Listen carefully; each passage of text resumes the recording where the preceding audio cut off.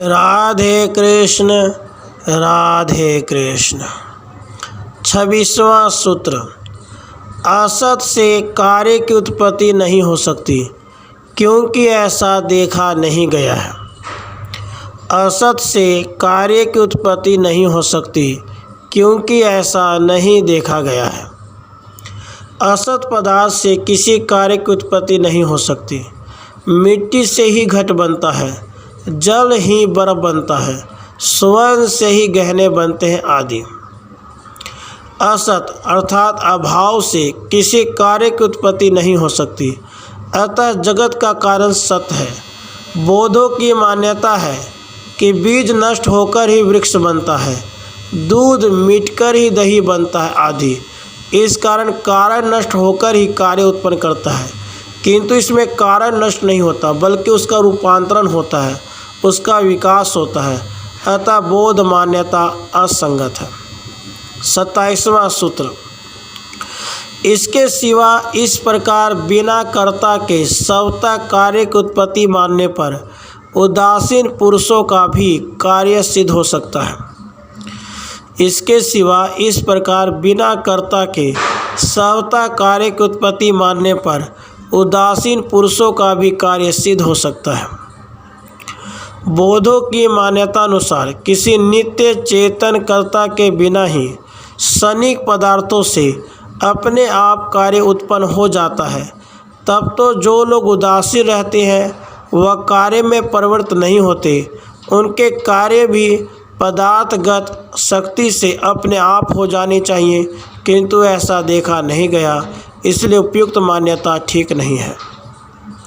28वां सूत्र। जानने में आने वाले पदार्थों का अभाव नहीं है क्योंकि उनकी उपलब्धि होती है। जानने में आने वाले पदार्थों का अभाव नहीं है क्योंकि उनकी उपलब्धि होती है।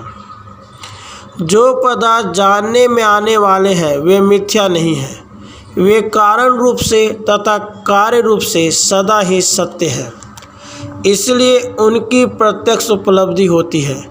यदि वह मिथ्या होते तो उपलब्धि नहीं हो सकती थी। 29वां सूत्र। जागृत अवस्था में उपलब्ध होने वाले पदार्थों से स्वप्न आदि में प्रतीत होने वाले पदार्थों के धर्म में भेद होने के कारण भी जागृत में उपलब्ध होने वाले पदार्थ स्वप्न आदि में उपलब्ध पदार्थों की भांति मिथ्या नहीं है। जागृत अवस्था में उपलब्ध होने वाले पदार्थों से स्वप्न आदि में प्रतीत होने वाले पदार्थों के धर्म में भेद होने के कारण भी जागृत में उपलब्ध होने वाले पदार्थ स्वप्न आदि में उपलब्ध पदार्थों की भांति मिथ्या नहीं है। बौद्ध विज्ञानवादी अर्थात योगाचार मानते हैं कि उपलब्धि मात्र से पदार्थ की सत्ता सिद्ध नहीं होती। स्वप्न में तथा बाजीगर द्वारा भी पदार्थ के उपस्थित रहने पर वे पदार्थ सत्य नहीं होते। इस पर कहा गया है कि जागृत अवस्था में उपलब्ध होने वाले पदार्थों एवं स्वप्न में प्रतीत होने वाले पदार्थों के धर्मों में भेद होता है। वे जागृत में उपलब्ध नहीं होते तथा एक व्यक्ति को जो पदार्थ दिखाई देते हैं वे दूसरे को दिखाई नहीं देते। बाजीगर के पदार्थ शनि के दिखाई देते हैं, वे धर्म जागृत अवस्था में दिखाई देने वाले पदार्थों में नहीं होते। इसलिए स्वप्न की भांति जगत के पदार्थों को भ्रम या असत्य नहीं कहा जा सकता, ये सत्य है। 30वां सूत्र। विज्ञानवादियों द्वारा कल्पित वासना की सत्ता सिद्ध नहीं होती क्योंकि उनके मत के अनुसार बाह्य पदार्थ की उपलब्धि ही नहीं हो सकती।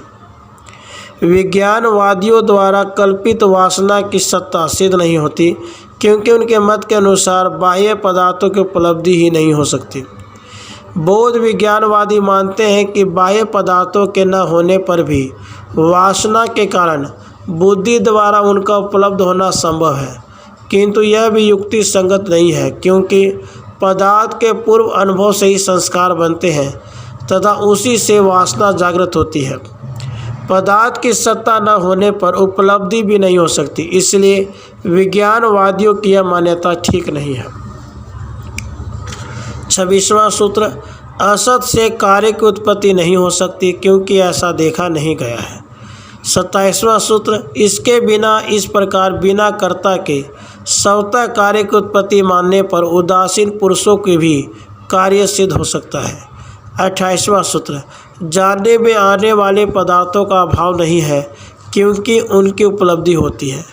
29वां सूत्र, जागृत अवस्था में उपलब्ध होने वाले पदार्थों से स्वप्न आदि में प्रतीत होने वाले पदार्थों के धर्म में भेद होने के कारण भी जागृत में उपलब्ध होने वाले पदार्थ स्वप्न आदि में उपलब्ध पदार्थों की भांति मिथ्या नहीं है। 30वां सूत्र, विज्ञानवादियों द्वारा कल्पित वासना की सत्ता सिद्ध नहीं होती क्योंकि उनके मत के अनुसार बाह्य पदार्थों की उपलब्धि ही नहीं हो सकती। राधे कृष्ण, राधे कृष्ण।